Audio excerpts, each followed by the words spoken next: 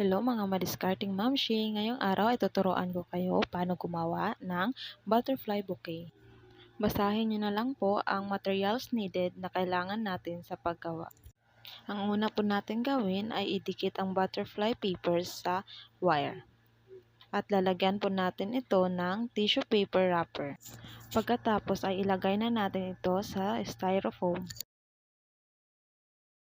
Kumuha po tayo ng isang pirasong bouquet wrapper at atin po itong hatiin.